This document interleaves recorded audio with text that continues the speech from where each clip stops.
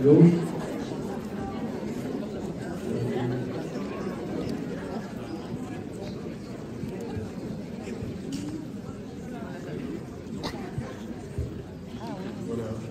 Bonsoir, bienvenue dans ce beau lieu, en milieu de la forêt de Soigne, dit-on.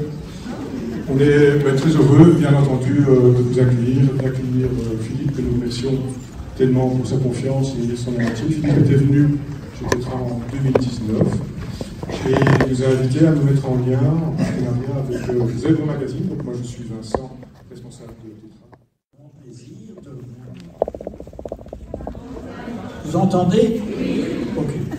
De vous présenter Philippe Guimand. Philippe Guimand, d'abord je vous montre un de ses récents livres qui s'appelle « La physique du futur lumineux ». C'est un des derniers. Philippe Guimand est un physicien français, diplômé de l'École centrale de Paris et de l'Institut de physique du globe.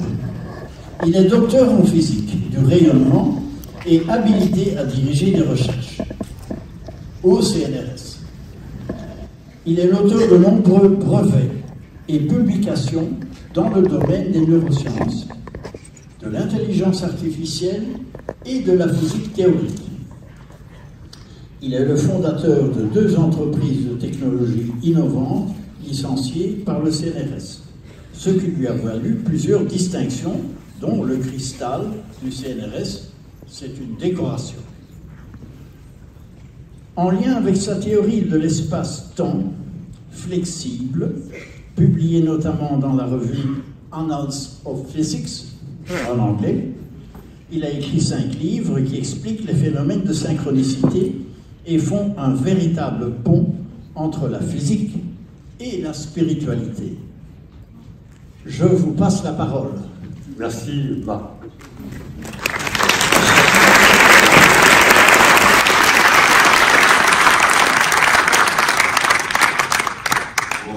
Vous êtes très impressionnant, vraiment très bon. Je me demande si je vais pouvoir vous expliquer tout ce que j'ai à dire, parce que ce soir, avec Marc, j'en ai un petit peu discuté, et il m'a autorisé, plutôt c'est lui qui m'a suggéré ça, de parler de choses vraiment qui sont bien au-delà des frontières de la science, pour aborder vraiment des questions métaphysiques dont il est généralement pas possible de parler, en tout cas certainement pas en milieu scientifique.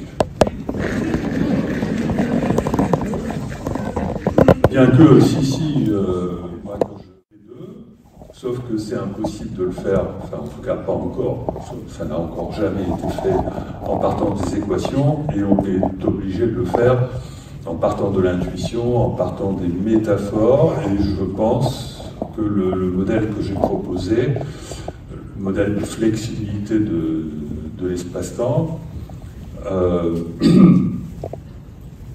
permet d'avoir une vision intuitive du réel, du multivers dans lequel nous vivons, qui est à la fois compatible à 100% avec la relativité générale et à 100% avec la mécanique quantique, bien entendu, d'un point de vue intuitif, d'un point de vue métaphorique, mais c'est de ça dont on a besoin.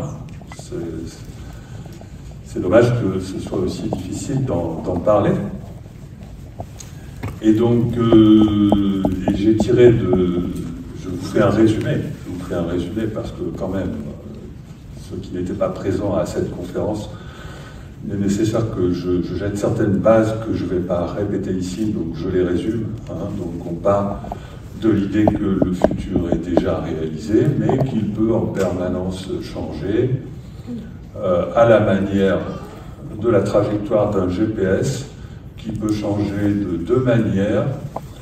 La trajectoire d'un GPS qui va explorer, qui va tracer tout le champ des possibles décrit par le multivers, d'accord? Donc, on conçoit ainsi notre futur comme étant un futur qui sera réellement vécu, programmé pour être vécu, mais la programmation de ce vécu peut changer dans un autre temps, bien sûr. Si on veut décrire cette possibilité de changement, on ne peut pas la décrire dans le temps ordinaire, parce que dans le temps ordinaire, on fait appel aux équations de la physique pour décrire ce qui va arriver dans le futur, et ces équations ne permettent pas de décrire l'évolution hors du temps de la trajectoire de ce GPS. C'est-à-dire que si on veut passer à une vision du multivers cohérente et qui nous réconcilie d'ailleurs avec l'humain, parce que ça nous ramène notre libre arbitre, il serait nécessaire en physique d'introduire un nouveau temps que certains appellent l'horloge des anges ici-bas, ou d'autres appellent le tic-tac de l'horloge divine, des grands physiciens. Il serait nécessaire d'introduire un nouveau temps pour décrire l'évolution de l'évolution programmée. L'évolution programmée, c'est notre futur actuel. L'évolution de l'évolution programmée, donc qui se passe par un autre temps, c'est le fait de dire la trajectoire de notre GPS peut changer au cours du nouveau temps. Bien sûr, ça n'aurait pas de sens de dire qu'elle change au cours de ce temps-là, parce qu'on retomberait sur une espèce de déterminisme qui supprimerait d'ailleurs le multivers, mais tout ça est incompatible avec les résultats de la physique, c'est-à-dire qu'on est bel et bien obligé d'introduire, on va dire, une seconde dimension du temps, et on verra qu'il y en a une troisième, pour décrire l'évolution de l'univers au sein du multivers, l'évolution de l'évolution. Ok. Ce qui m'a amené à parler de ces trois temps dans le cadre d'une théorie de l'univers cyclique.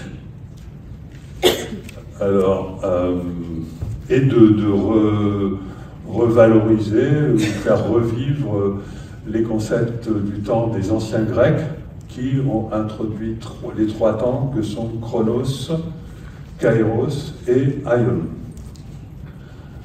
Chronos, c'est le temps ordinaire, celui qui nous fait parcourir la trajectoire d'un GPS sans la changer.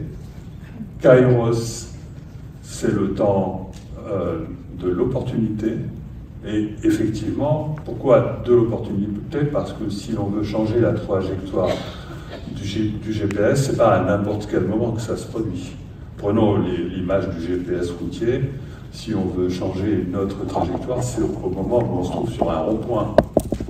Si on se trouve sur une route, on peut penser tout ce qu'on veut, on continue de trajectoire, on continue de suivre la trajectoire de Chronos. Si, au moment où on arrive à un rond-point et que le programme dit « va tout droit » et qu'on voit passer le messager Kairos ou qu'on écoute la voix de son âme, etc., ou n'importe quoi, ou qu'on vit une synchronicité, etc., etc., eh bien à ce moment-là, on va tourner à gauche au lieu d'aller tout droit, par exemple. Mais si on ne l'a pas fait, eh ben, le temps de l'opportunité est passé. Donc tout ça pour dire que le temps de l'opportunité, ça peut être un temps assez court. Hein. Ça peut être, par exemple, j'aime bien prendre cette image du Kairos d'ailleurs, qui est le passage d'un papillon devant votre regard, qui dévie votre regard et du coup qui vous permet de détecter une personne que vous reconnaissez, et là, à ce moment-là, vous avez un choix à faire qui consiste à est-ce que vous allez à voir cette personne ou pas. Si c'est effectivement un papillon qui vous a détourné le regard, il est conseillé d'aller plutôt la voir. À moins que vous ne vouliez absolument pas changer votre futur. Donc vous comprenez ce que c'est que Kairos. Donc si vous voulez, la physique, et je dis bien la physique parce que moi j'ai retrouvé cette notion de GPS dans mes calculs de billard. C'est-à-dire que dans des calculs de billard, on a aussi des ronds-points, l'équivalent du passage de Kairos. C'est-à-dire qu'à certains moments, le futur du billard dépend de tout petit rien qui vient du fait que l'information d'une boule de billard sur son origine étant limitée. C'est même un résultat mathématique. Des mathématiciens ont démontré que les boules dans un billard, au bout d'un certain temps, finissent par perdre leur information concernant d'où elles viennent, et du coup elles ont un mouvement brownien. Je suis allé un peu plus loin dans mes calculs et j'ai montré qu'il y a une seconde catastrophe, une première catastrophe qui fait que le billard laisse entrevoir une multiplicité de possibilités d'évolution, mais j'ai montré dans mes calculs publiés dans Annals of Physics qu'il y a une seconde catastrophe au bout d'un certain temps et que le billard devient quantique. Alors évidemment, il devient quantique, mais dans le futur, pas dans le présent. Il ne pourrait pas devenir quantique. Dans le présent, il y aurait ce qu'on appelle la décohérence, mais passons. Quand je dis dans le futur, ça veut dire que, quantique dans le futur, ça veut dire que toutes les possibilités de position et de vitesse des boules sont permises à ce moment-là. Aucune n'est plus interdite. On peut choisir totalement. Bien sûr, il faut que l'énergie quand même globale du billard soit conservée. Mais c'est compatible avec la possibilité que toutes les positions soient autorisées. Le billard devient quantique, les boules sont partout à la fois. C'est-à-dire que, et on savait déjà, la théorie quantique n'a jamais été limitée, ne limite pas les choses au domaine quantique. On sait déjà que le quantique, c'est un phénomène qui est possiblement macroscopique. On a déjà découvert des phénomènes quantiques à l'échelle macroscopique. Et donc j'avais donné une information qui est susceptible d'ailleurs d'intéresser les scientifiques, je pense, même si elle est spéculative, mais pas si spéculative que ça. Il y a quand même une publication. C'est de dire qu'il y a 3 ontologies du réel, du coup. Il y a la première réalité qui est celle que nous vivons dans le présent, où nous avons affaire à une réalité qui est unique, un réel unique. Nous vivons tous la même réalité. Une réalité multivarienne, on va dire, dans notre futur proche, en moyenne, nous avons affaire à un multivers de possibilités simultanées. La physique mainstream a l'habitude de considérer ces univers du multivers, elle a l'habitude de les considérer dans des univers séparés. Et les matérialistes les considèrent même dans des univers qui seraient au-delà de l'horizon cosmologique, parce qu'un matérialiste ne peut pas s'imaginer que les univers puissent être superposés. On ne saurait pas comment superposer, et bien que le phénomène quantique existe et que les superpositions d'états ou de trajectoires dans notre réalité, elles existent réellement, elles sont actées. Donc je disais une deuxième ontologie du réel qui consiste à dire que le multivers nous appartient et il fait partie de notre futur proche.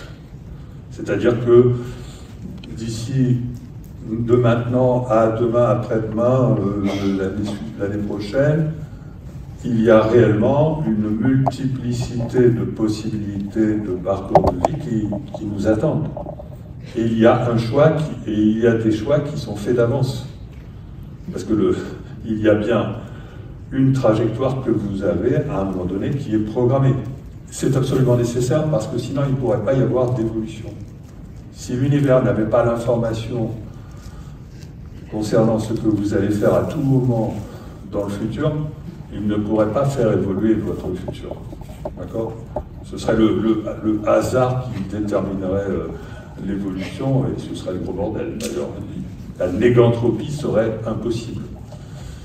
L'évolution de la vie serait impossible. Le vivant serait impossible. Comme vous le savez, le vivant est négantropique. Négantropique, c'est-à-dire que le vivant a tendance à nous faire aller vers l'ordre et non pas vers le désordre, comme le prévoit la seconde loi de la thermodynamique.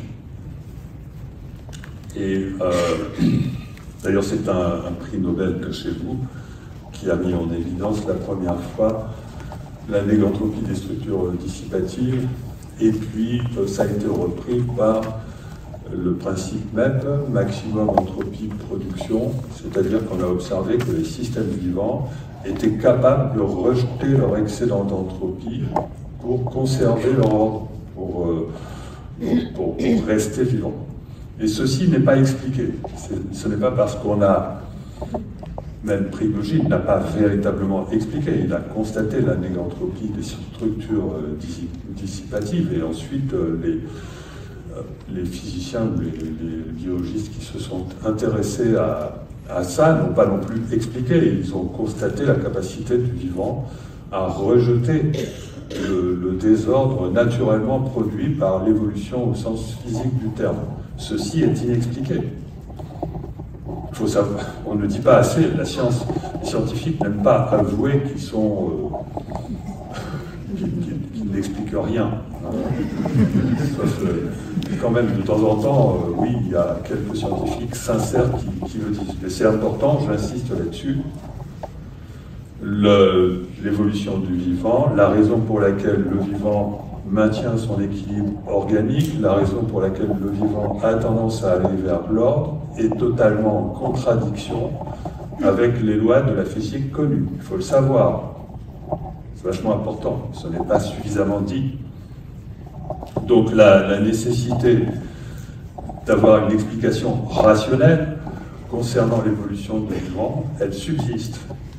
Il y a les physiciens et les scientifiques en général, ils ont tendance à faire l'autruche face à ces problèmes-là, et alors ils vont essayer, quand ils ne font pas l'autruche, ils vont essayer de trouver des mots qui vont caractériser leur intuition sur ce qui pourrait faire que finalement la physique explique le vivant, et ça a été une sorte de mythe qui a été élaboré dans les années 80-90, le mythe de l'émergence.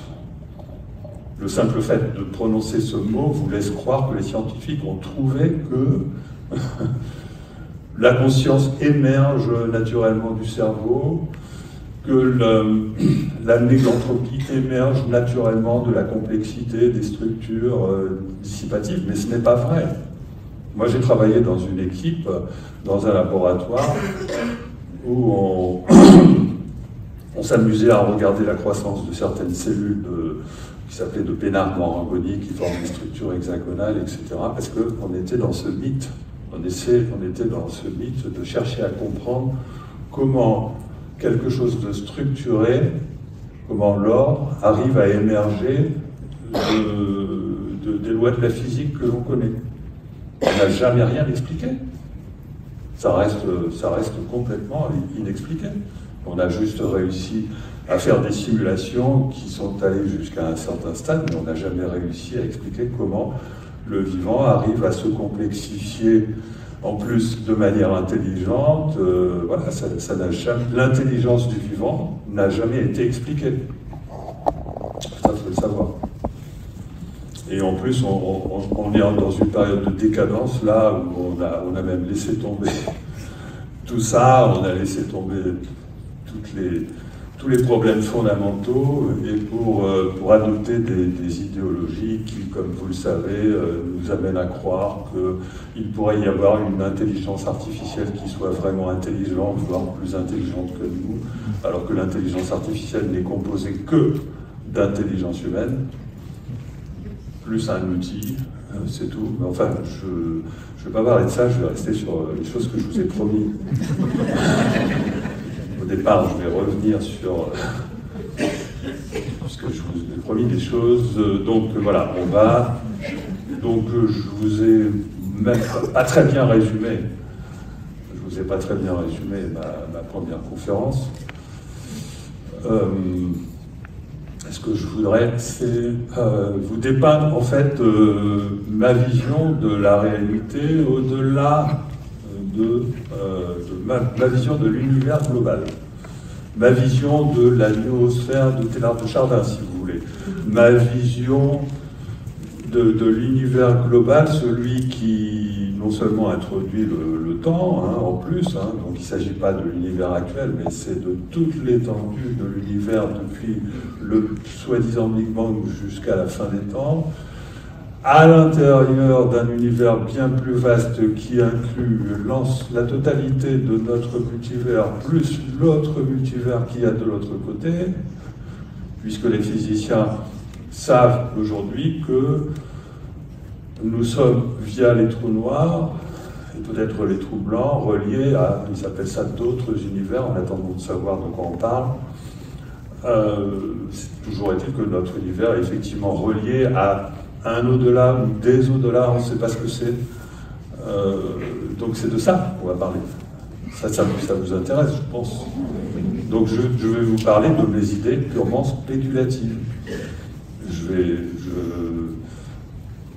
Je vais vous parler de mon intuition de ces choses-là.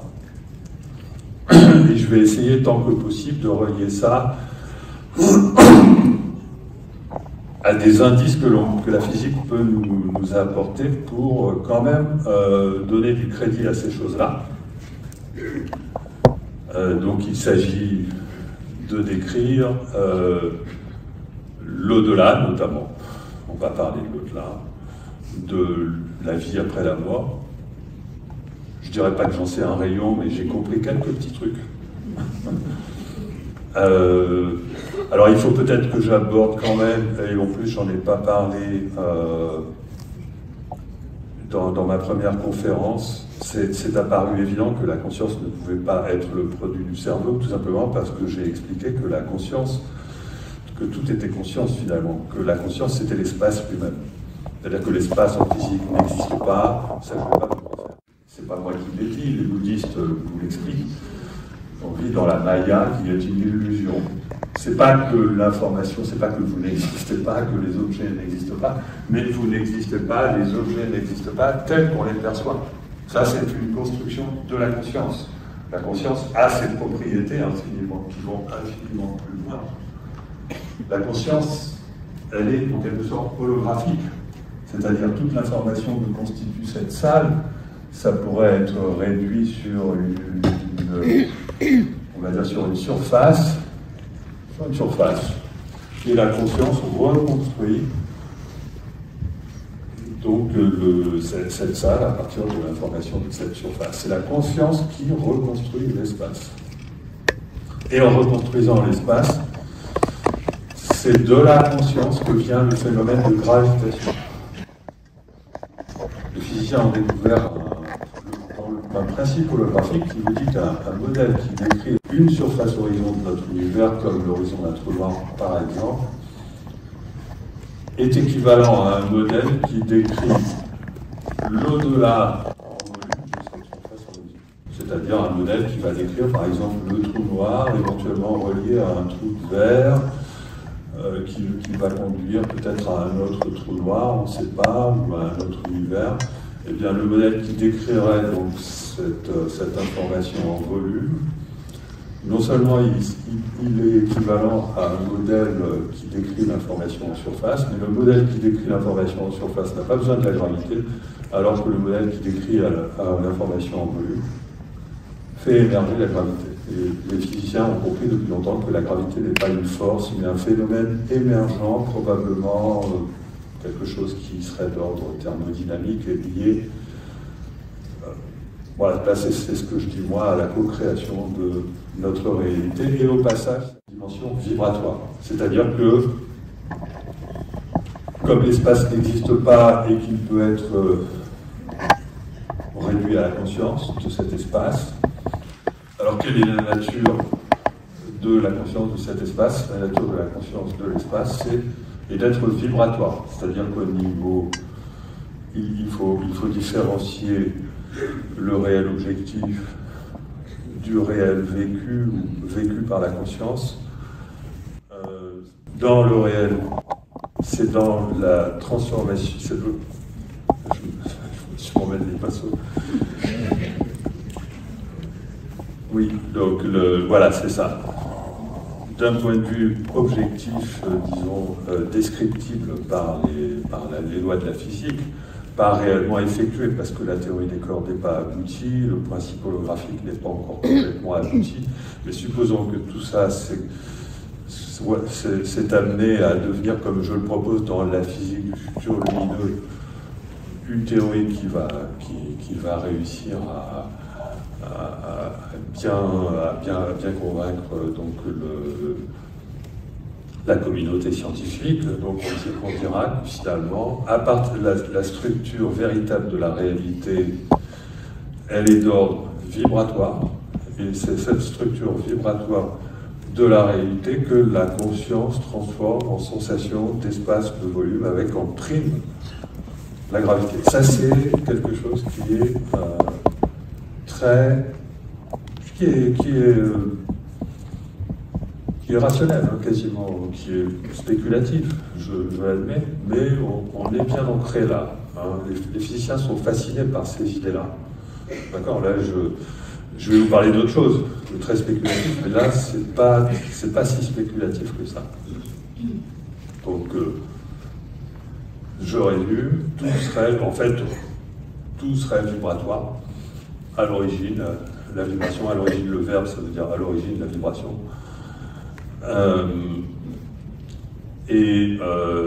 Voilà, espace-temps, matière n'existerait pas, et tout cela émergerait de la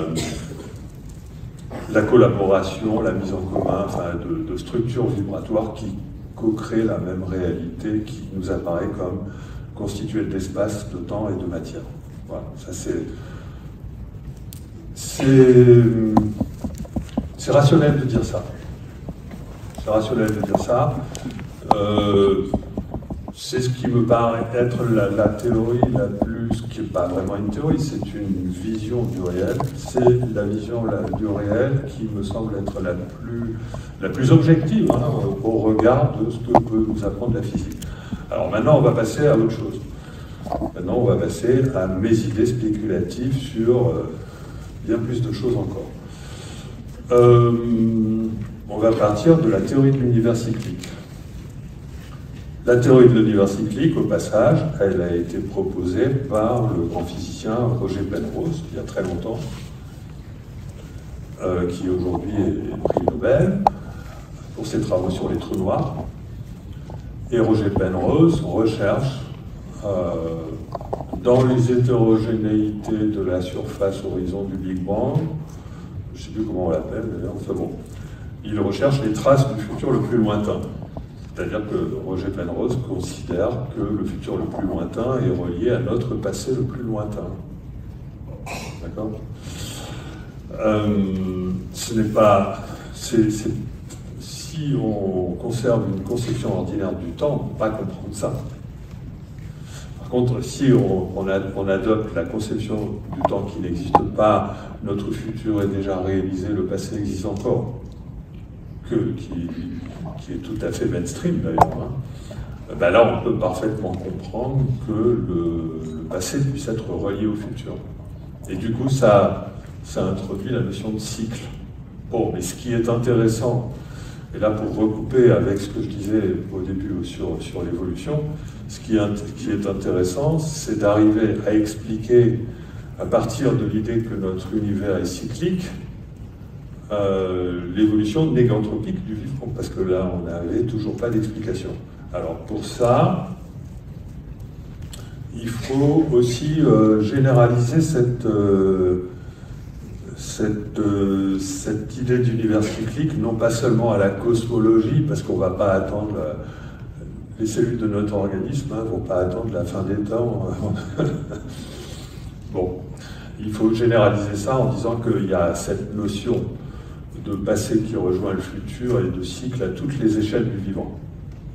Mais il nous manque pour ça un autre modèle que celui de Penrose, hein, pour arriver à le concevoir.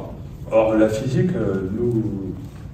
nous offre différentes choses. D'ailleurs, alors restons sur les trous noirs, enfin, pas restons sur les trous noirs, passons aux trous noirs, puisque j'en parlais tout à l'heure.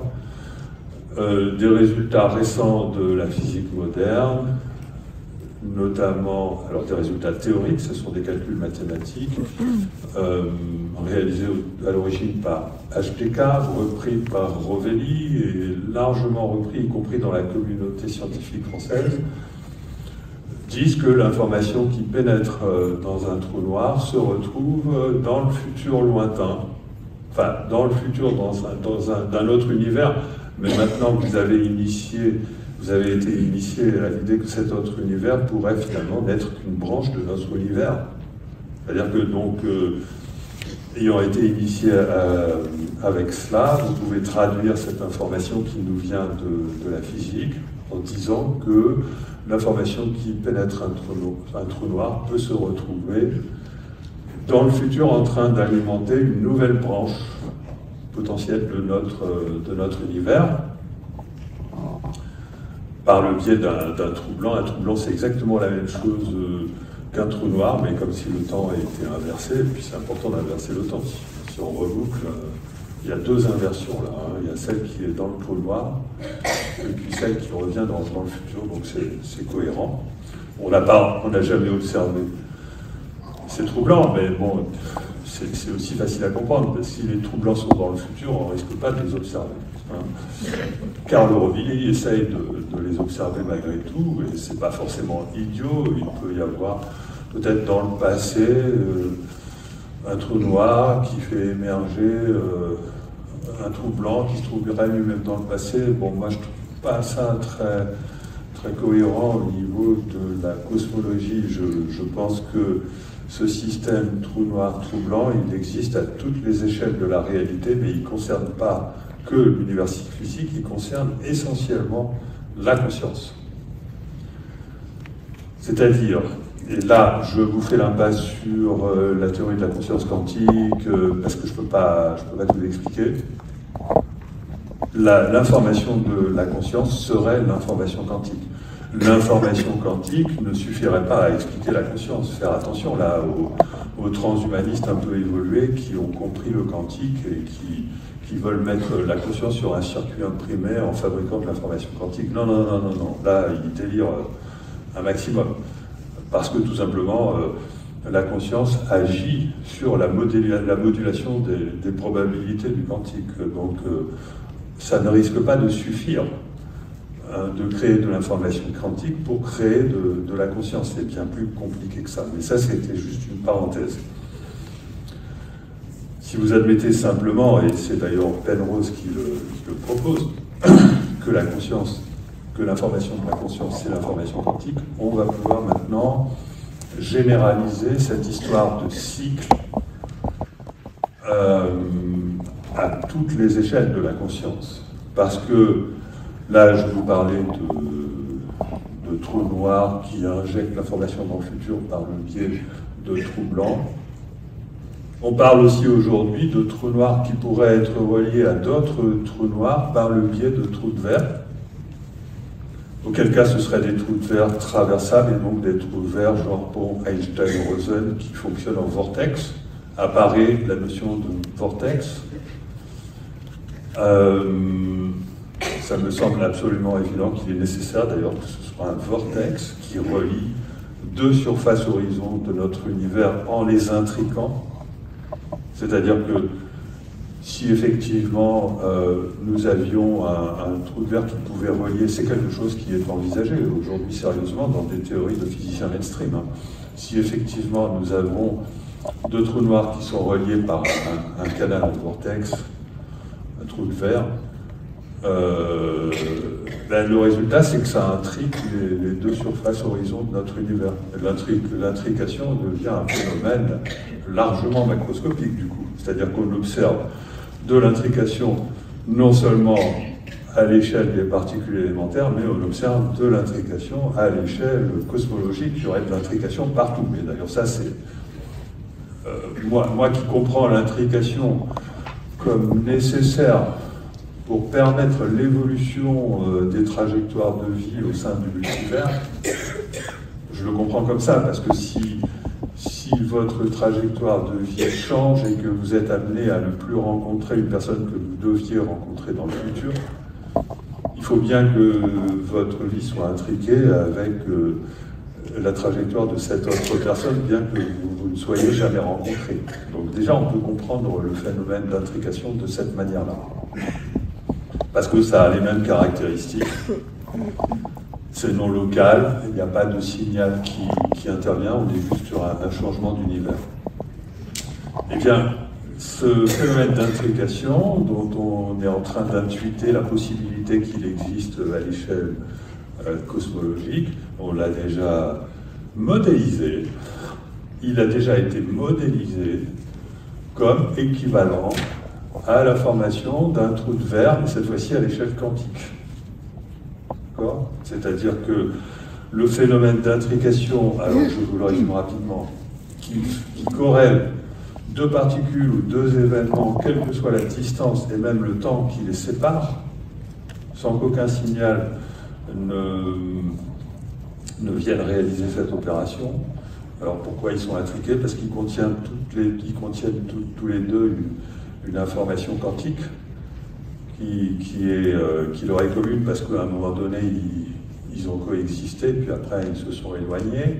Et donc du coup, s'il y a une observation sur l'information quantique d'un côté, ça réduit l'état, donc ça définit bien l'état, mais du coup, il faut que l'état de l'autre côté soit bien défini de manière complémentaire ou équivalente pour préserver donc la causalité, les lois de la physique, et c'est ça qui génère l'intrication. Là, il y a un changement d'univers, c'est-à-dire qu'en fait, il y a un choix d'univers qui est fait de ce côté-là, et de l'autre côté, on est obligé d'en tenir compte pour rester dans le même univers.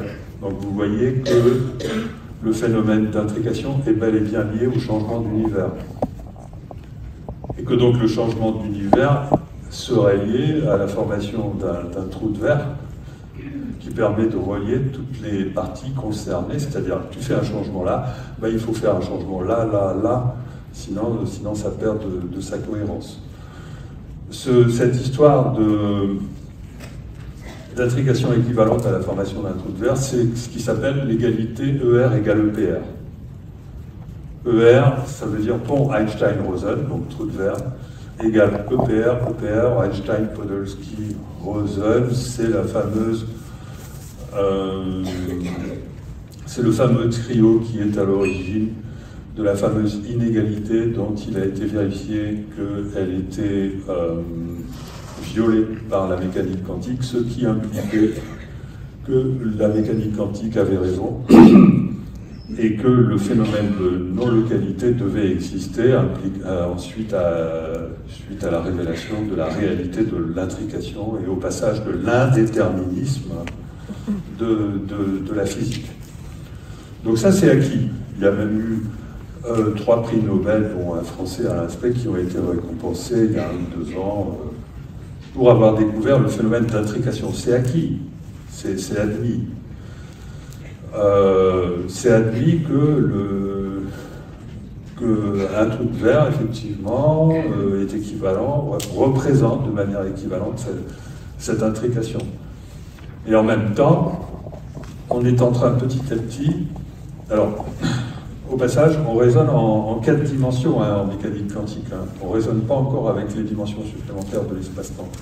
On raisonne plus en 4 dimensions. Et du coup, il est interdit de se servir de l'intrication pour transférer de l'information. D'accord? Bon, en réalité, ce n'est pas aussi simple parce qu'il y a quand même une information qui est transférée, sauf qu'on n'a pas le droit de la contrôler. Parce qu'elle arrive par hasard. C'est-à-dire que quand il y a un observateur qui observe l'information ici, il ne peut pas la contrôler. Elle a bel et bien été transmise, on ne sait pas comment, de l'autre côté, mais on ne peut pas la contrôler. C'est ça qu'ils veulent dire les physiciens quand ils disent on interdit le transfert d'informations par un trou de verre ou par intrication. Mais comme à l'échelle cosmologique, on est en train de bâtir, grâce au principe holographique, on est en train de bâtir quelque chose qui devient de plus en plus équivalent. C'est-à-dire qu'on est en train de se rendre compte qu'à l'échelle cosmologique, il pourrait y avoir carrément d'immenses surfaces horizon de notre univers qui pourraient être reliées par un trou de verre et du coup qui pourraient être intriquées. D'accord? On a le même phénomène, sauf qu'il est à l'échelle cosmologique. Bon, on est dans le spéculatif, là, mais Je ne peux pas m'empêcher de rester relié à la physique, excusez-moi, mais je vous jure qu'on va parler de l'au-delà. Hein. On va en parler parce que c'est la conséquence de tout ça. Et ce qui est génial là-dedans, c'est que, et c'est aussi parce que j'ai été rapidement à la fin de ma conférence là-dessus, et donc j'avais besoin de creuser un peu cette affaire. Du coup, là, on est terriblement tenté de... Bon, alors là, on est quand même sur la description de quelque chose de physique. Mais imaginez bien ce qui peut se passer dans la réalité conscientielle.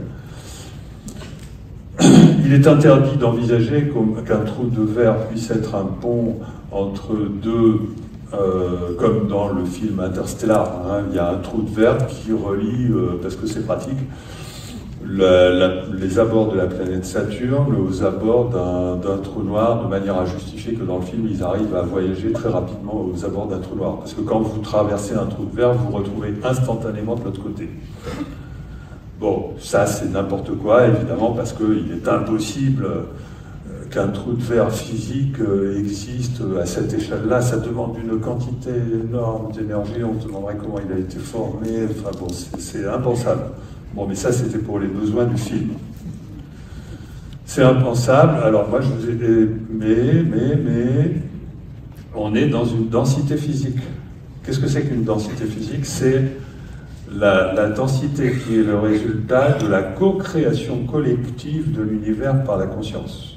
Puisque je vous explique que l'espace n'existe pas, et que l'espace que nous vivons comme étant dense, de matière, etc., c'est le résultat de cette co-création collective. Donc comme c'est le résultat d'une co-création collective qui fait intervenir des milliards, peut-être des milliards de consciences, il est très logique qu'il faille une grande énergie pour aller modifier la surface d'un truc pareil. Et donc il est difficile d'envisager la formation d'un vrai trou de verre à cette échelle-là. Mais si on se place dans la densité d'une conscience individuelle, il y a plus de problème.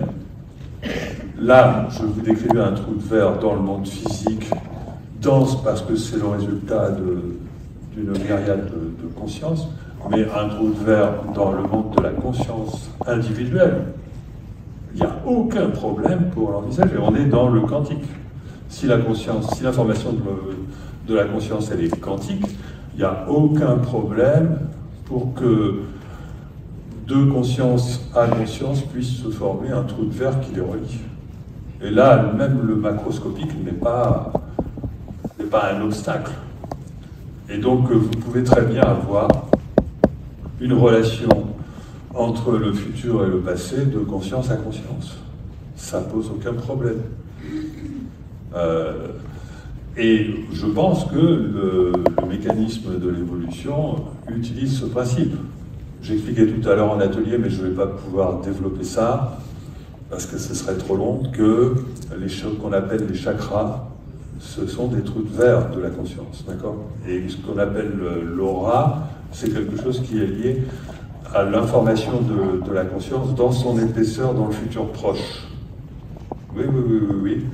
On peut, dans cette nouvelle conception du temps, arriver à comprendre à quoi correspond physiquement ce qu'on appelle les chakras et ce qu'on appelle l'aura.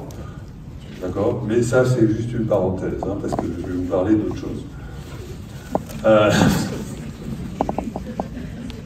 déjà, j'ai commencé à mettre un pied de l'autre côté. Donc, je disais que la physique nous apporte des éléments qui nous permettent d'imaginer la possibilité que l'évolution, qui fait intervenir la conscience, parce que l'évolution, elle est intelligente, et cette intelligence vient de la conscience. D'accord? C'est l'intelligence du vivant vient de la conscience du vivant. J'y reviendrai peut-être après, ou aux questions, vous poserez la question de pourquoi est-ce que l'intelligence est liée à la conscience. On pourra en parler. Supposez que l'intelligence soit liée à la conscience. Là, on a donc un mécanisme qui nous permet, grâce à ce recyclage du passé dans le futur, mais pas seulement, je vais y venir, de comprendre la négantropie du vivant. Parce que dans ce processus de recyclage, pour ce qui concerne le prochain cycle, sera effectué un choix qui va effectivement optimiser l'évolution, puisqu'il aura été appris au précédent cycle qu'il ne faut pas passer par là. Et que la conscience permet de dire, oui, il ne faut pas passer par là, il faut passer par là.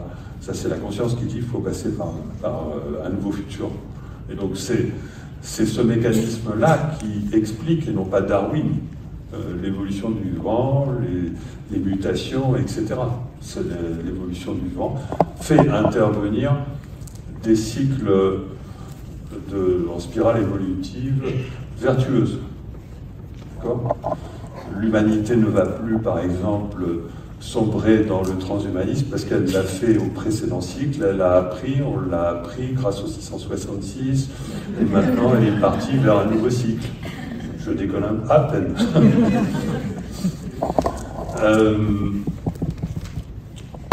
Et donc voilà, et alors si effectivement maintenant on généralise cette vision pour arriver à concevoir cette fois-ci notre multivers entier, en fait il faut faire intervenir deux multivers. Il faut faire intervenir celui qui est entre le commencement et la fin, entre le Big Bang et, mettons, la fin des temps, que je ne connais pas, où on se trouve, et il faut faire intervenir une autre réalité qui se trouve entre la fin et le commencement, qui retourne au Big Bang. D'accord ? On retrouve ça dans le livre Les dialogues avec l'ange, que tout physicien devrait lire pour être fasciné par les informations qu'il donne, à condition d'avoir l'esprit ouvert, bien sûr. Parce que dans les dialogues avec l'ange, on peut lire que le monde créé est situé entre le commencement et la fin, et que le monde créateur est situé entre la fin et le commencement.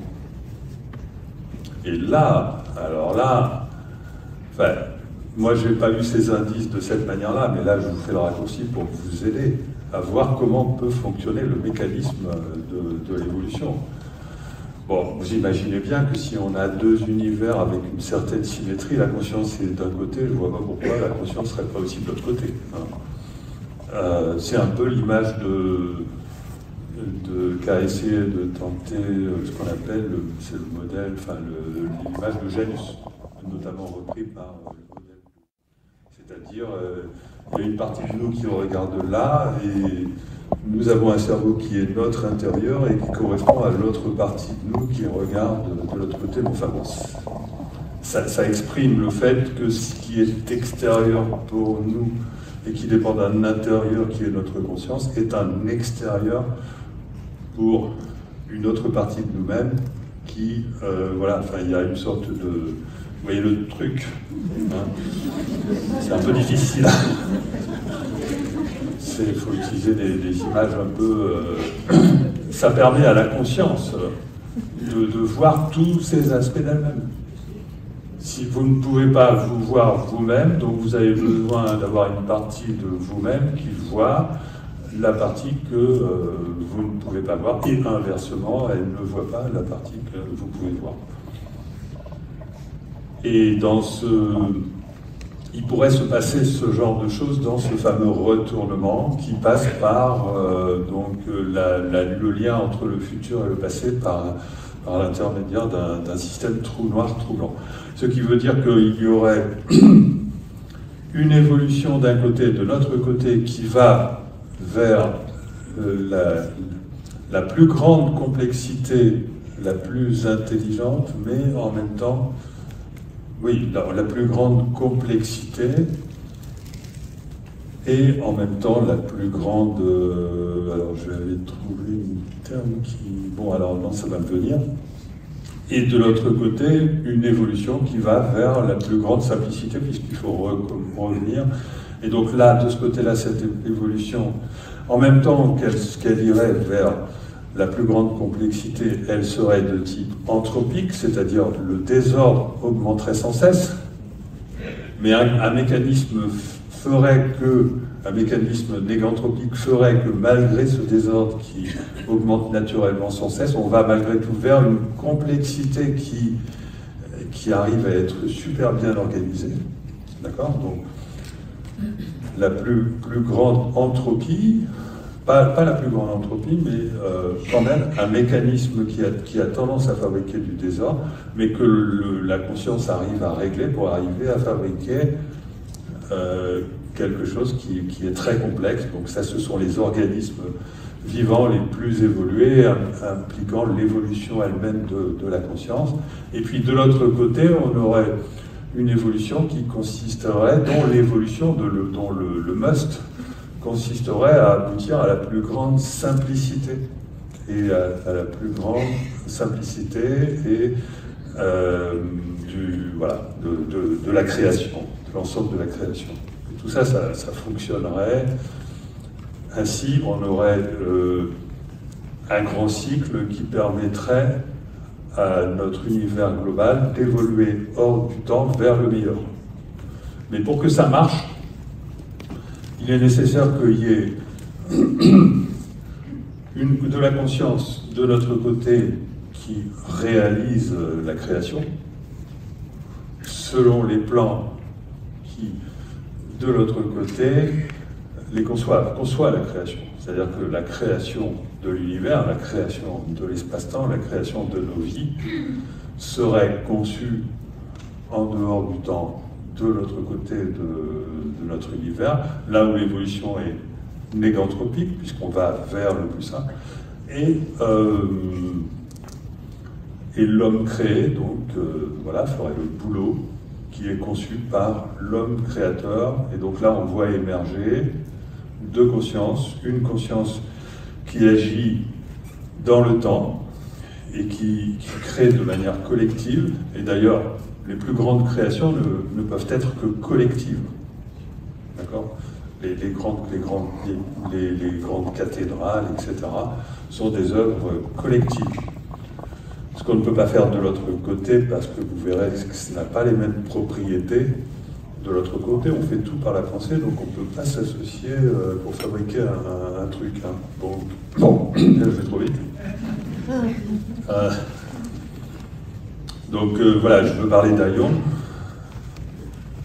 Donc, de notre côté, nous avons les lois physiques, etc., la contrainte de la causalité, de la mécanique qui engendre cette entropie, ce désordre, qui vient du fait que nous sommes dans une co-création collective, alors que de l'autre côté, il n'y a plus ça, et parce que l'évolution va dans le sens inverse, que tout est déjà au meilleur de ce qu'il peut être, puisque l'évolution va dans le sens inverse, c'est-à-dire elle est fondamentalement négantropique. Bon, je sens que je ne suis pas hyper clair. C'est parce que j'amène les choses différemment, à chaque fois je prends le risque d'amener les choses différemment, mais bon. Alors, revenons à mon billard, tiens. Dans les calculs de billard, je redécouvre finalement le fait qu'il pourrait y avoir une évolution hors du temps qui consiste à changer les trajectoires de boules, mais ça ne peut se faire que de deux manières, soit en changeant la destination, soit en changeant le chemin. Donc en changeant le chemin, tout simplement on arrive à un rond-point, au moment où une boule va frôler ou rentrer en collision, on choisit, elle rentrait en collision, non, maintenant elle la frôle. Le rond-point, on allait à gauche, maintenant on va tout droit. Bon. Ça, donc il y a deux façons de changer les choses. Il y a la façon qui nous concerne, nous, dans le présent, tout ce qu'on peut faire, c'est être sensible au passage du kairos, ne pas faire ce que dit la dame du GPS, ou le faire, ne pas faire ce que dit le grand calculateur de l'univers, agir autrement. Donc ça, on change le futur, mais l'univers recalcule. Et on peut aussi changer notre destination, mais là, c'est pas de notre ressort. Pourtant, si l'univers évolue hors du temps, il faut bien que ce soit du ressort d'une conscience. Tout est conscience. Et bon, cette conscience, on l'appelle le soi. C'est-à-dire que, paradoxalement, finalement, le moi et le soi, pour peu qu'on accepte l'intervention de la conscience en physique, émergent naturellement de la mécanique. C'est-à-dire que la mécanique, elle est indéterministe. Et il n'y a pas que Chronos, il y a Kairos et il y a Aion. Nous, on intervient parce que nous sommes des observateurs. Nous sommes des observateurs. J'ai expliqué à quel point le physicien Hervé Zoué en avait raison dans notre première conférence de dire que l'observation, à notre échelle, détermine la réalité qui sera vécue. Donc nous, on joue un rôle d'observateur. Nous devons développer notre attention pour bien observer et faire de bons choix. Mais il intervient un deuxième processus que l'on ne maîtrise pas et qui semble venir par contre d'une partie de nous-mêmes qui serait susceptible de nous guider, qu'on appelle le soi, et qui serait en liaison avec Aion. Alors maintenant, revenons à ce que je disais sur la possibilité que la conscience a de communiquer avec une autre conscience sans qu'il y ait de problème de distance ou de temporalité entre les deux. Revenons sur le principe holographique qui nous dit que dans cette opération, eh ben, on a des dimensions vibratoires qui émergent, et là, la communication est claire. Hein. Eh bien, donc, du coup, on pourrait très bien avoir, au niveau quantique, en association avec la formation de trous de verre, les dimensions vibratoires oubliées des physiciens qui soient transférées, qui soient même la base de la communication. C'est-à-dire, il se forme un trou de verre lorsque la conscience vibre exactement la même chose de la vibration qui se trouve à l'autre extrémité. C'est-à-dire que c'est la vibration qui fabriquerait un trou de verre entre deux points de l'univers, deux consciences de l'univers qui ont la même vibration. Ça, c'est quelque chose de facile à comprendre avec la télévision, les stations de radio. Hein. Ben, l'univers, il a déjà prévu le truc. Vous croyez peut-être que l'évolution n'est pas déjà une technologie? Vous n'avez pas un peu remarqué quand même que l'évolution ressemble à une technologie? C'est pas que l'évolution est vraiment une technologie au sens matériel du terme, mais c'est que la conscience, comme elle a l'intelligence et qu'elle est à l'origine de la conscience, qu'elle est à l'origine de l'intelligence, elle a été capable d'utiliser le principe, d'utiliser la vibration comme moyen de communication, mais bien plus performant que ceux qu'on a inventés dans notre densité physique. C'est-à-dire que la communication de conscience à conscience, elle est tout à fait possible, et la science, la physique en particulier, nous amène des éléments qui nous permettent de la conceptualiser, peut-être bientôt de la modéliser. Et cette communication, je vous avais dit tout à l'heure que ça passe par la formation de trous de verre, et que ces trous de verre ils se forment en vortex, pour Einstein-Rosen. Et qu'est-ce qui permet de créer un vortex comme onde, comme vibration? Ben, évidemment, ce sont les ondes de torsion. Et donc la conscience produirait des ondes de torsion qui lui permettraient de se relier vibratoirement à une autre information dans l'univers qui a cette vibration. D'accord? Alors, ça permet plein de choses. Ça permet de se relier à son soi. Et là, vous avez un soi. Bon, là, je vais mal expliquer, mais notre soi, notre âme. Voilà, appelons-le notre âme. C'est plus compliqué que ça, là, mais appelons-le notre âme. Elle habite de l'autre côté. Elle s'est incarnée dans notre corps-cerveau, mais elle a conservé une partie de son énergie pour pouvoir nous guider. Et donc, qu'est-ce qu'elle fait? Elle est complètement libre de l'espace-temps, elle peut se déplacer dans l'espace et dans le temps comme elle veut. Elle le fait comme nous, hein, sauf qu'elle n'a pas la contrainte, elle pense et c'est bon, elle y va. Donc elle a pu très bien aller visiter nos futurs potentiels, on appelle ça le multivers, et dire, ah ben là, c'est vachement bien ici, et essayer de vibrer ça. Et si on se connecte, et elle attend qu'on se connecte, et si nous, on arrive à sortir de notre conditionnement, donc lâcher prise, détachement, confiance, on arrive naturellement à se connecter à notre soi et à capter cette vibration-là. Donc du coup, elle nous envoie l'information sur notre meilleur futur. c'est-à-dire sur le principe évolutif qui va nous permettre d'avoir une évolution négantropique. Et ceci, c'est pas que nous, les humains, ça concerne tout le vivant de la création. C'est-à-dire tout le vivant de la création serait animé par une double conscience, parce que notre univers serait double, et il y aurait une super collaboration entre ces deux parties de l'univers, dont l'une serait à l'origine de la conception de l'évolution, et l'autre serait à l'origine de la réalisation de la meilleure évolution. Vous voyez, vous commencez à sentir le caractère séduisant de cette affaire-là. Ouais, en tout cas, ça me séduit. Si vous commencez à le saisir, ça veut dire que j'ai pas trop mal expliqué. Et au passage, alors pourquoi ce que je dis est vrai, je pense, enfin, à tel point c'est vrai, parce que c'est pas seulement de conscience à conscience, hein, que de la conscience du moi à la conscience du soi, mais cette possibilité de communiquer de conscience à conscience par l'intermédiaire de trous de verre qui transmettrait une information vibratoire, c'est quelque chose qui est très général à condition d'accepter tous les phénomènes inexpliqués. Les phénomènes inexpliqués avérés, il y en a légion. Je vous parle pas des fantômes, des machins comme ça. Je vous parle que des phénomènes inexpliqués avérés. Les phénomènes inexpliqués avérés, c'est les expériences de mort imminente. C'est les sorties du corps. Ça a été d'ailleurs étudié par l'Institut Monroe dans les années 60, ça fait longtemps, hein, les expériences de sortie de corps. Ça a intéressé la CIA, qui à l'époque a mandaté une étude pour essayer de comprendre comment rationnellement c'est possible de sortir de son corps. Et le rapport de la CIA, qu'est-ce qu'il dit?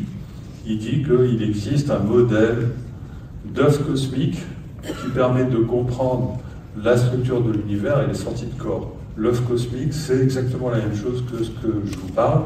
Ça décrit l'univers comme étant composé d'une partie qui évolue vers le futur et d'une autre partie qui revient dans le passé. Tout ça relié par un système trou noir, trou blanc, et avec un temps qui est inversé de l'autre côté, donc une évolution négantropique, alors que nous avons une évolution a priori anthropique, sauf que comme on se connecte à l'autre côté, on peut arriver malgré tout à avoir une évolution négantropique qui va vers le mieux, grâce à cette connexion qui nous fait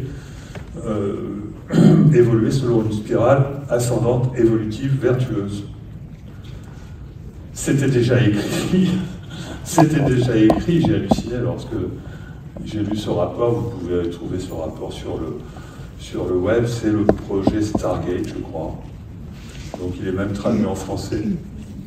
Et vous retrouvez ce mécanisme d'œuf cosmique et la notion de conscience holographique.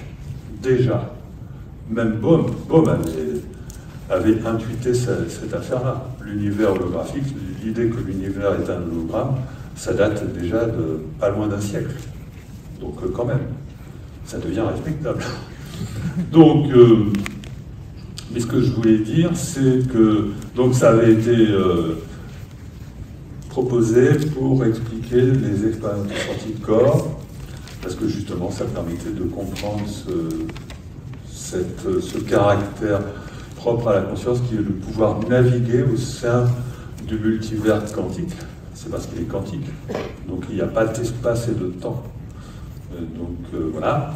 Et ça permet de comprendre la vision à distance, même principe, vision à distance. Donc le sujet doué arrive grâce à une signature vibratoire à localiser l'information concernant une base militaire russe ou je ne sais pas quoi, ou des bases sur la Lune, bon enfin bon, on fera ce qu'on veut de ça.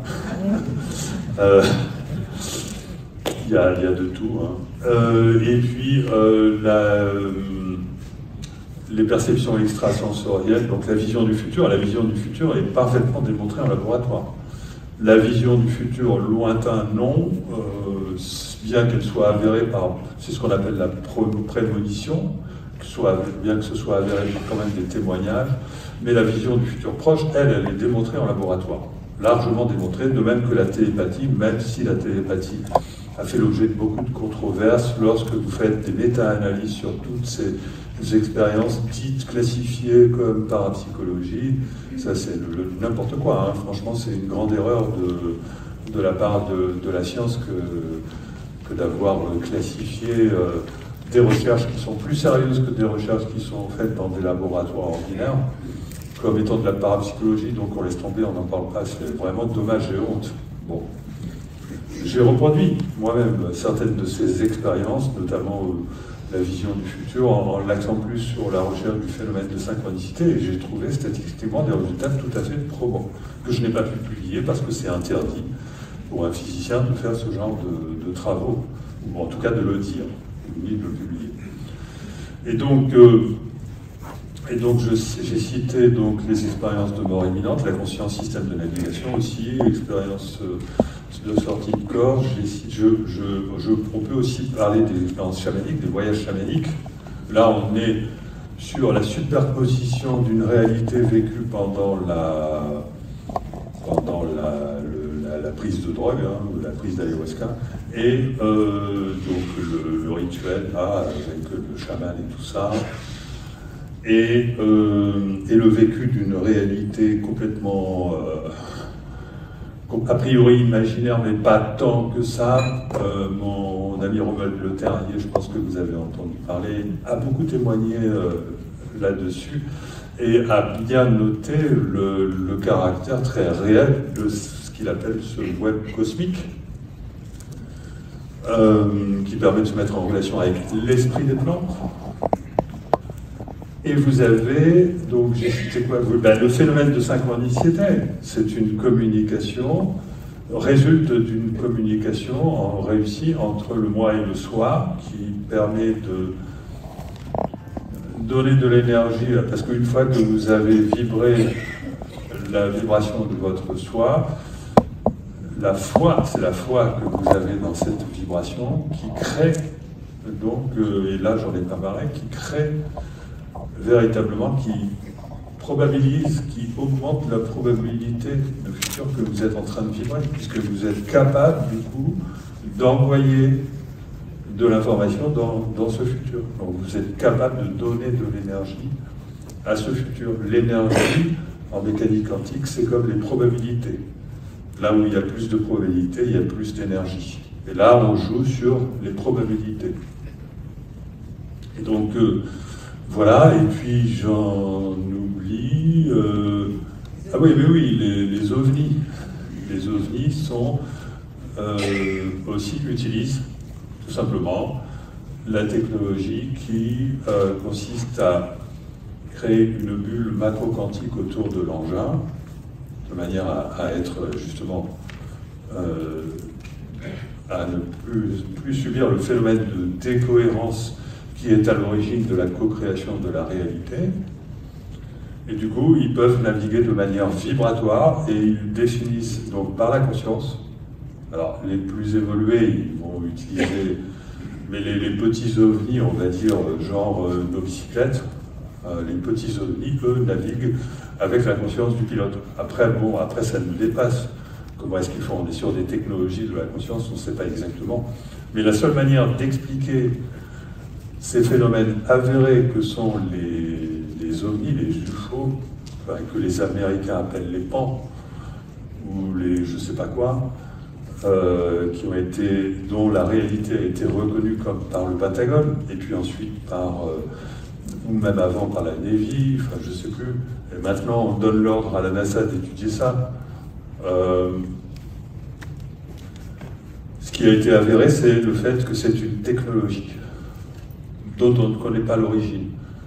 Et dans les rapports officiels, il est dit que, alors, c'est une technologie, c'est sûr, c'est intelligent, c'est sûr.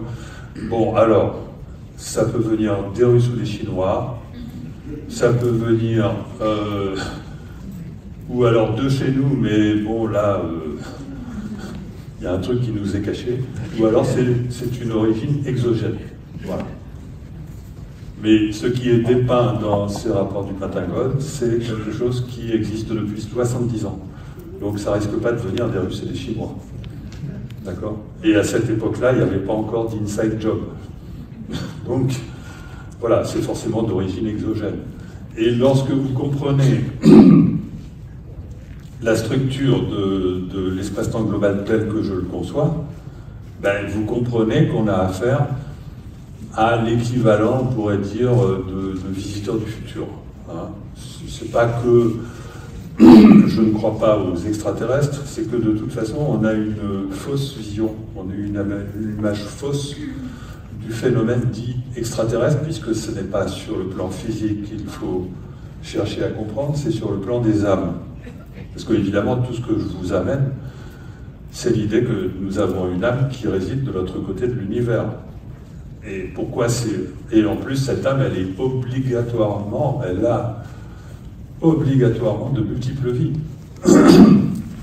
Parce que si la conscience est à l'origine de l'évolution cyclique de la réalité, lorsque vous vous positionnez hors du temps, dans cet ensemble de multivers, vous ne pouvez pas concevoir l'idée qu'une conscience est à gérer juste une seule vie.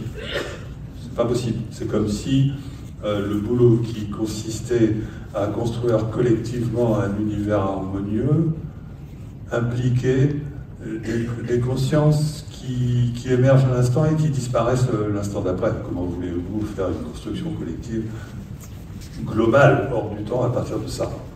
Par contre, si vous considérez que nous avons une âme qui a de multiples vies, un peu comme un poulpe qui dit « bon là je vais attraper ce passé-là, puis là, et puis là, qui a plusieurs tentacules, et à chaque fois qu'il relève une tentacule, c'est la fin d'une vie, à chaque fois qu'il repose une tentacule, c'est le début d'une nouvelle vie. » Donc il y aurait à la fois des incarnations simultanées dans toutes les périodes du temps, et de la réincarnation dans toutes les périodes du temps, sans que le fait que ça se passe dans le futur avant de se passer dans le passé ou l'inverse ne pose le moindre problème, puisque la flexibilité de l'univers, même de notre espace-temps, permet de concevoir tout à fait une évolution progressive des lignes de temps qui vont passer, d'accord, une évolution progressive des lignes de temps, et donc pour moi, il est tout à fait cohérent d'imaginer que nous avons une supraconscience, c'est-à-dire une âme qui a de multiples vies. Et cette âme, ce qui compte pour elle, c'est son expérience. C'est la richesse de son expérience qui va lui permettre d'avoir une structure vibratoire composée de l'expérience de toutes ces vies qui va être suffisamment riche pour avoir une vie correcte dans l'au-delà. Parce que l'au-delà, c'est quoi finalement? C'est la totalité de tout ce qui a été recyclé de toute éternité de l'autre côté de l'univers. C'est-à-dire que, et on le sait, on sait que les trous noirs conservent l'information. C'est un gros problème, on appelle ça le problème de l'information au sujet des trous noirs, c'est-à-dire que si on utilise l'approche de la mécanique quantique, l'information est conservée, mais en même temps, il y a de la mécanique classique relativiste qui intervient là-dedans et qui a tendance à vouloir détruire l'information. Donc c'est tout un bordel, les physiciens ne sont pas d'accord là-dessus.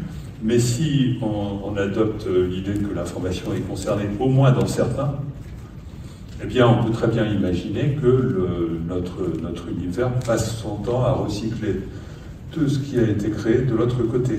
Et comme de l'autre côté, il ne peut pas y avoir de temps, il ne peut pas y avoir de temps parce que le temps est inversé, et que le temps inversé, ça veut dire qu'il ne peut pas y avoir d'évolution anthropique au sens où même de mécanique, il ne peut pas y avoir de thermodynamique, puisque c'est bloqué. On ne peut pas faire tout ce qui passe de l'autre côté et dans son état maximal, si on peut dire, et subsiste dans son état d'ordre maximal, et il n'y a pas d'évolution de temps qui permet de...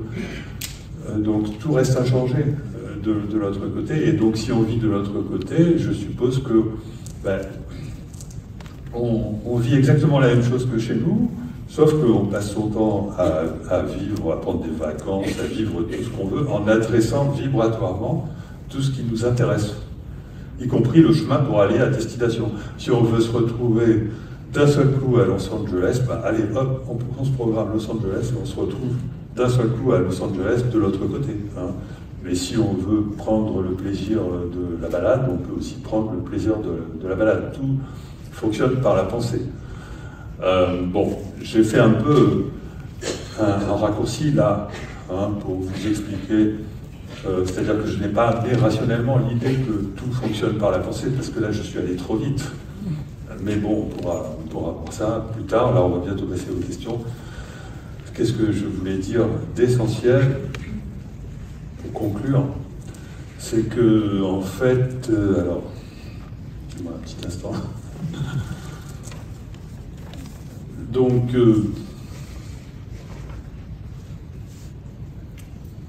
je suis désolé, je vous ai dépeint de manière un peu hétéroclite une vision de l'au-delà qui est encore inaboutie parce que j'ai voulu parler de trop de choses avant. On verra qu'on va complémenter ça aux questions. Mais ce que je voudrais quand même dire, c'est que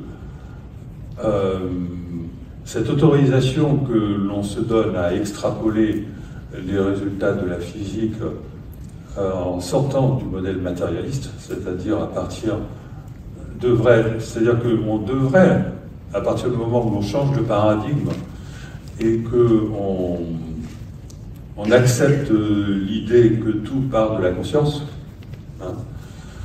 J'ai oublié d'expliquer pourquoi la conscience ne peut pas être le produit du cerveau du point de vue de l'information. Bon, il y aura peut-être une question là-dessus.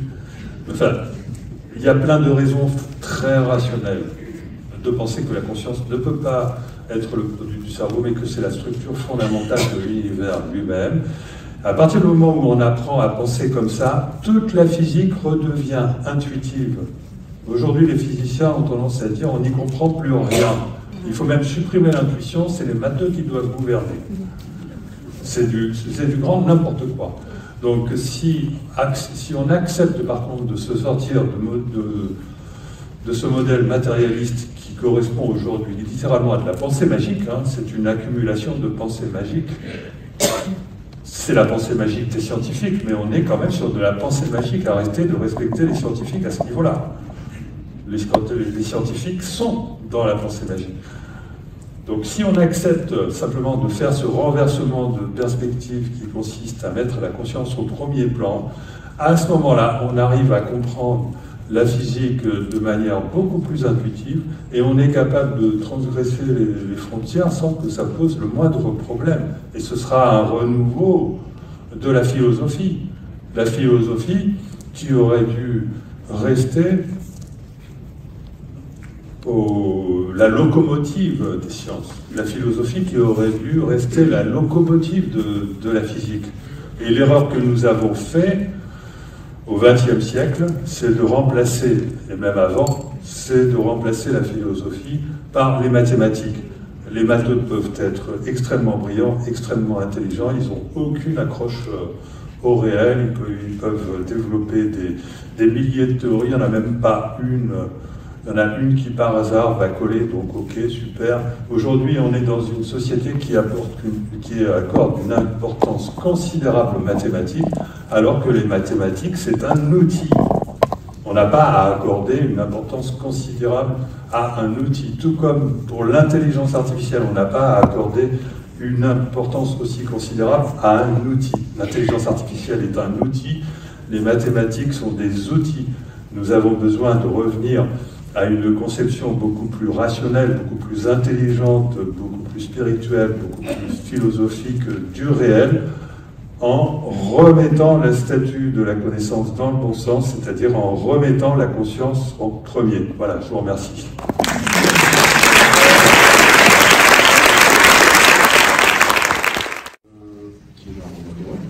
Viviane, on vous demande simplement, une fois que vous avez posé votre question, de bien refaire cette idée de France que ne pas me concerner. Voilà. Il y a une question. Pourquoi le soi-disant Big Bang? Pourquoi le soi-disant Big Bang? Parce qu'on n'est plus sur l'idée d'un Big Bang qui serait créateur de toute la matière et l'énergie de l'univers, comme si ça sortait du néant. Ça, c'est encore de la pensée magique. Et que, heureusement, aujourd'hui, on est sur l'idée que le Big Bang, il y aurait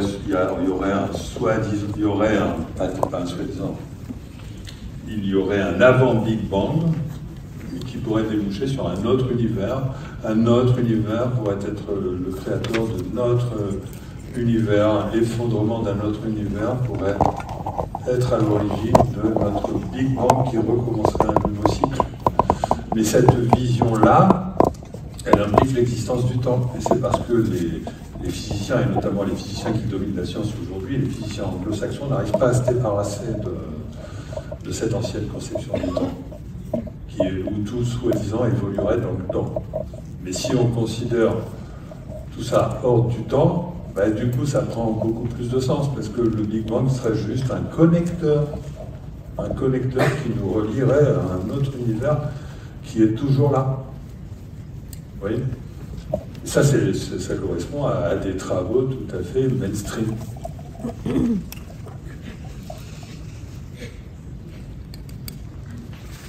En quoi l'évolution intelligente vient-elle de la conscience ?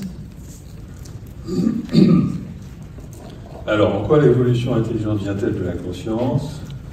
Parce que si vous considérez une évolution sans conscience, vous avez l'équivalent d'un... Il faut que d'abord il y ait un principe mécaniste, un algorithme qui engendre cette évolution, et il ne peut pas y avoir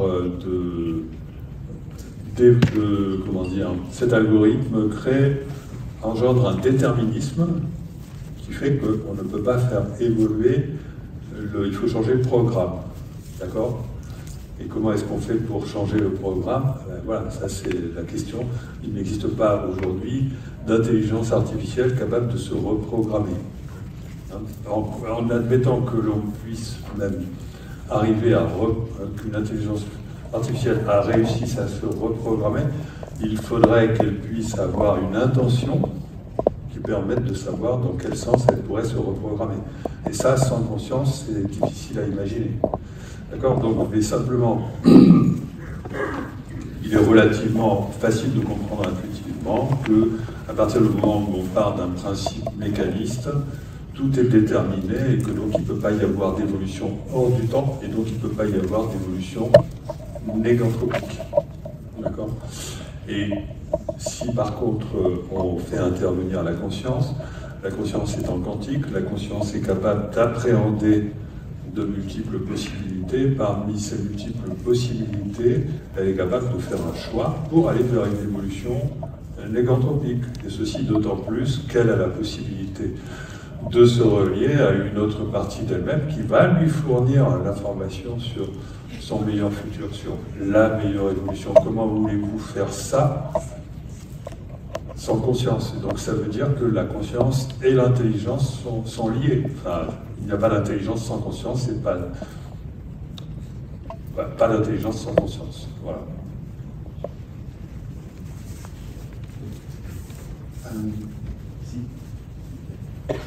Ouais. Je vais faire juste une petite parenthèse. J'aime bien votre exemple de GPS, parce que ça me fait penser un peu comme un flocon de neige qui tombe tout en haut de la montagne, et peu importe le chemin qu'elle prend, elle retournera toujours à la source. Voilà, ça c'est une parenthèse que j'aime. Ensuite, ma question, c'est vrai que ça va être troublant, mais c'est vrai que vous parliez de physique quantique, de théorie des cordes, des trous noirs, des trous blancs, du multivers quantique, de l'espace-temps. Est-ce que tout cela, ça ne ferait pas partie du chaos? Du chaos? Du chaos. Oui. Et donc du commun intellectuel humain.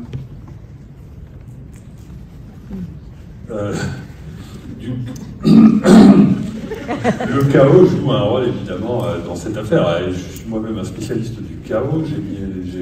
Le chaos dans le billard est connu depuis bien longtemps, et c'est la raison pour laquelle j'ai décidé de faire des calculs de billard pour voir jusqu'où va le chaos. Et j'ai vu que dans le cas du billard, le chaos va jusqu'à générer le quantique. c'était d'ailleurs une intuition de Prigojine, et on lui a beaucoup reproché ça. On lui a dit, oh là là, il a brisé un tabou là. Il était hors de question à l'époque d'envisager un lien entre le chaos et le quantique, ce qu'a fait Prigojine. Il s'est fait beaucoup engueuler, il a été beaucoup déconsidéré à cause de ça. En fait, il avait raison. C'était une très bonne intuition, et aujourd'hui, les physiciens retrouvent parfaitement le lien entre le chaos et le quantique à travers la thermodynamique quantique. Et le commun intellectuel humain? Le commun avec l'humain? Le commun. Le commun intellectuel humain. Le commun intellectuel humain? Oui, je veux bien que l'intellect soit comateux. Non, je ne sais pas. Oui, c'est de ça dont tu parles. Je ne sais pas.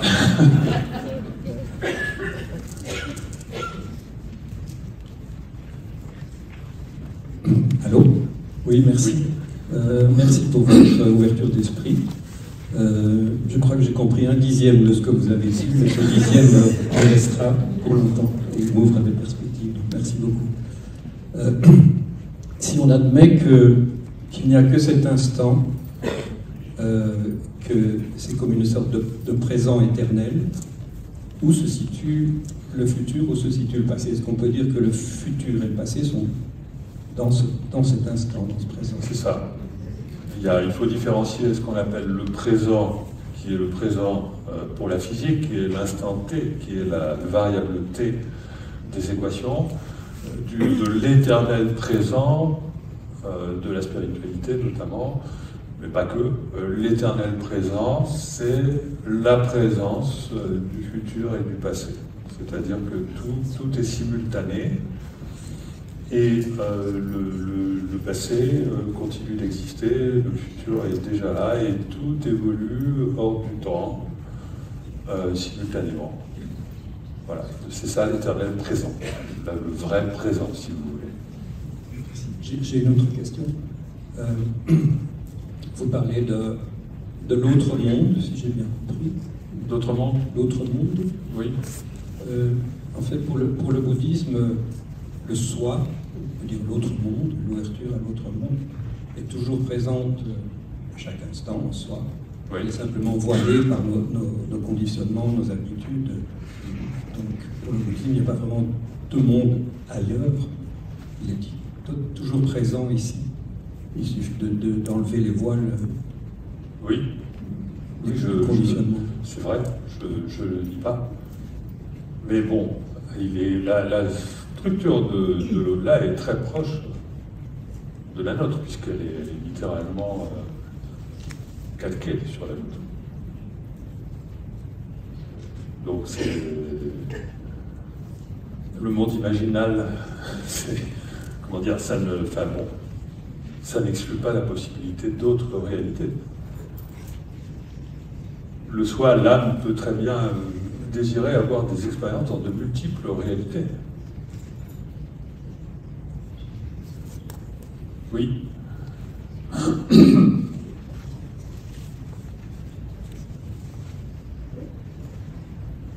Oui, enfin, une petite question. Est-ce qu'on peut dire que les vibrations dont vous parlez sont des vibrations électromagnétiques? Oui, c'est ici. Ah oui. Les vibrations dont je parle? Oui. De type électromagnétique? Non. Non, pas. Alors. Je vous ai dit, c'est des ondes de torsion. Oui, oui. Les ondes de torsion, ce sont des ondes ce sont des vibrations du vide. Donc ce ne sont pas des ondes électromagnétiques. Ça ne veut pas dire qu'il ne pourrait pas y avoir un couplage. Ce couplage, il est mentionné à propos des ondes scalaires. Voilà. Mais pas directement. Enfin, parce que les ondes électromagnétiques se propagent aussi dans le vide. Donc... Oui, mais là, je ne vous parle pas des ondes électromagnétiques. C'est pas possible, parce que les ondes électromagnétiques se déplacent à la vitesse de la lumière. Et c'est beaucoup trop lent. Là, je vous parle des ondes de la pensée, c'est instantané, c'est comme pour l'intrication. Ça utilise ces trous de verre, les ondes de tension fabriquent des trous de verre qui relient instantanément deux points de l'espace à des vitesses qui peuvent dépasser largement la vitesse de la lumière, ou qui peuvent même être inférieures à la vitesse de la lumière. Ce sont des ondes qui sont hors du temps. Il y a la nécessité absolue, et ça je revendique, et là personne ne va me contredire là-dessus, même un très grand physicien, il y a la nécessité absolue d'imaginer notre espace-temps comme capable de vibrer hors du temps. Et donc il est absolument nécessaire de décrire les équations, entre guillemets, mais dans un temps additionnel qui permettent de décrire ces vibrations hors du temps. Il y a eu des tentatives qui ont été faites. Il y a un physicien russe qui s'appelle Shipov, qui a essayé d'établir les équations des ondes de torsion, donc les équations des vibrations du vide, mais ces équations sont contestées. Elles sont contestées à juste titre. Certains physiciens dont j'ai confiance dans la compétence ont vérifié que les équations de Shipov étaient fausses. Mais si elles sont fausses, à mon sens, c'est parce que Shipov reste dans le temps ordinaire pour décrire. C'est pas possible de rester dans le temps ordinaire pour décrire ce type de vibration. Tant qu'on n'introduit pas des dimensions supplémentaires du temps, on ne pourra jamais décrire correctement les ondes de torsion qui existent forcément, obligatoirement, et qui donnent naissance à tout le délire autour des ondes scalaires. Enfin, il n'y a pas que du délire, il y a du vrai là-dedans. Hein. C'est ce qu'on appelle les ondes scalaires, qui seraient des ondes porteuses de la pensée. Oui, mais il faut faire attention parce que, en plus, il y a une confusion entre les ondes scalaires qui correspondraient aux ondes de torsion et les ondes scalaires électromagnétiques, longitudinales. Et là, on a encore moins de descriptions tangibles, donc il faut faire attention avec tout ça. Moi, je suis ouvert aux instrumentations, par exemple, utilisées par la médecine quantique, etc., et qui viennent des Russes. J'envisage la possibilité qu'il puisse y avoir une certaine validité dans ce genre de pratique, mais comme la science n'est pas en mesure de cautionner la réalité de ce genre de choses, c'est la porte ouverte aussi à des risques. Il pourrait y avoir des charlatans, donc il faut juste faire attention. Voilà. Le cadre théorique de pensée, le cadre formel n'existe pas. Le cadre théorique de pensée qui permet d'envisager les ondes de la pensée, par contre, lui, il existe, mais tant qu'il n'est pas formalisé, il y a ce danger. Merci. Voilà.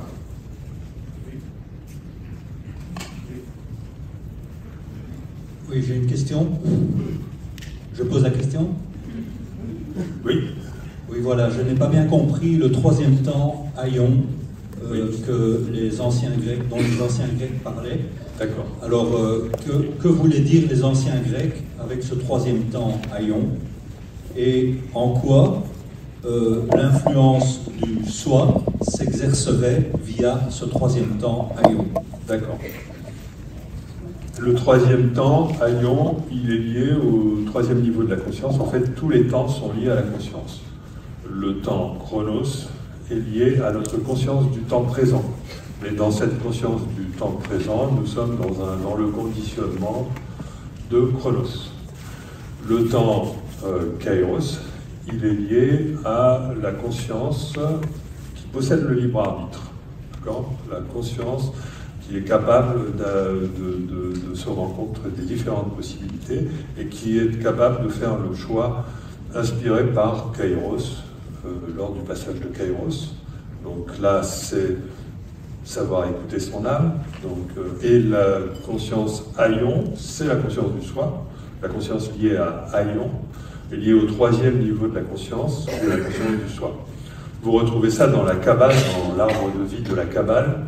Si vous regardez les niveaux inférieurs, la Kabbale, il y a 10 à 11. Voilà, si vous regardez les niveaux intérieurs, ça correspond à Chronos. Si vous regardez les trois, le triangle au milieu, ça correspond à la capacité de libre arbitre, donc permise par Kairos. Et si vous regardez les trois du haut, ça correspond à Aion, c'est-à-dire au soi. J'ai tout, c'est bon? J'ai tout bon? Je n'étais pas sûr d'avoir totalement répondu. Il y avait la deuxième partie, l'influence du soi. Comment l'influence du soi s'exerce il y a à Lyon? Je croyais avoir expliqué. Le soi va visiter les futurs possibles qu'il considère comme étant une nouvelle réalisation possible pour sa partie incarnée. Et donc il essaye d'en communiquer la vibration lorsque le moi est capable, est en mesure de la recevoir. Et lorsque le moi a reçu cette vibration, le moi étant créateur, de notre réalité. Donc ça permet d'adresser la nouvelle ligne de temps qui va permettre de réaliser cette évolution voulue par le soi. Merci. Bonjour. Je me permets de poser aussi. Pardon. Donc moi je m'intéresse en fait. Je suis ici. Ici dessus. Vous êtes au-dessus. D'accord, je ne vois pas très bien. Voilà, je m'intéresse un petit peu au principe hermétique du Kybalion et des tablettes de Todd. Et je ne sais pas si vous voyez ce que c'est. J'entends mal là. Pardon, excusez-moi, je m'intéresse au principe hermétique de Todd et donc le Kybalion. Oui. Donc en fait, il y a 7 principes qui sont assez importants. C'est le mentalisme, donc tout vient par la pensée. Pardon. Il y a une correspondance aussi dans le macro et le micro. Et il y a tout un principe de polarité, de rythme, de cause à effet et de genre. Et voilà, je me disais que ça pouvait peut-être faciliter aussi la compréhension d'utiliser peut-être ce principe-là pour expliquer. Et moi, je vois en fait le dessin de l'infini avec cette partie où nous vivons, où nous faisons. Il y a le point central où nous déposons les informations que nous avons vécues pendant notre vivant. Donc, je veux dire, c'est la conscience qui va dans la conscience collective. Et puis, nous repartons de l'autre côté et nous allons construire effectivement de nouveaux projets pour revenir s'incarner. Est-ce que ça semble bon? Est-ce que, la question c'est, est-ce que ça me parle? Est-ce que ça parle? Oui. Est-ce que c'est pas plus simple parfois d'expliquer peut-être Non, mais ce qu'il y a, c'est qu'en fait, je ne suis pas physicienne, donc j'essaie de vulgariser. Donc ma question, c'est est-ce que ça pourrait correspondre à ce principe-là? Donc c'est je viens vivre, je viens déposer mon information et je vais recommencer un autre projet.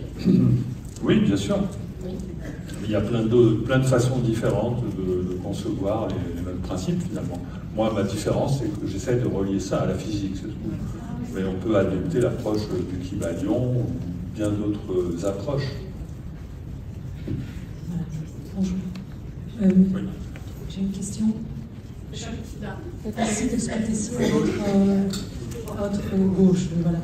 Voilà, mais d'abord, je voulais vous remercier pour nous éveiller la conscience. Moi, je voulais revenir justement à cette idée de l'âme qui se trouve de l'autre côté, qui vient vivre plusieurs vies ici, dans cette dimension.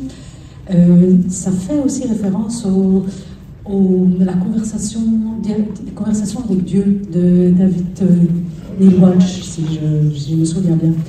Et en fait, moi, ce que je me pose comme question, c'est est-ce qu'il y a une intention de l'âme, et donc de vivre une multitude d'expériences, et donc de vivre dans cette dimension-là, il n'y a pas de bien, il n'y a pas de mal, c'est juste des expériences, mais est-ce qu'il y a une intention de vivre certaines choses, ou il n'y a pas d'intention, et c'est juste vivre? Et donc, dans la première option, est-ce qu'il y a une idée d'évolution, comme vous l'avez dit, que comme de l'autre côté, apparemment tout est figé, qu'on ne peut pas évoluer, et donc c'est grâce à cette dimension-ci que l'âme de l'autre côté peut évoluer, et donc c'est ça où ça coince pour l'instant dans ma tête, et que j'arrive pas trop à comprendre, il y a d'intention ou pas. Donc je voudrais que vous me donniez les clés pour essayer d'évoluer. Alors les clés, c'est que l'âme est intéressée, enfin l'âme c'est juste une partie de la conscience, qui correspond à la mémoire de toute notre expérience. Elle est intéressée à vivre des expériences, les meilleures expériences possibles.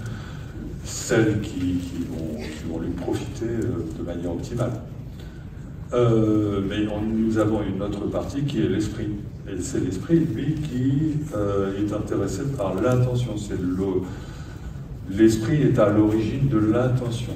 Alors pourquoi il y a cette dualité âme-esprit? Parce qu'il y a une dualité fondamentale dans l'univers, qui rejoint peut-être le genre du Kybalion, j'en sais rien, je n'ai pas étudié le Kybalion, qui est la dualité entre l'amour et la connaissance. Si pas assez d'amour, la connaissance dégénère en société pyramidale qui va broyer tous ceux qu'elle arrive à capter. S'il y a trop d'amour et pas assez de connaissances, ben là, il y a une naïveté avec le risque de réaliser quelque chose qui sera contraire à l'amour.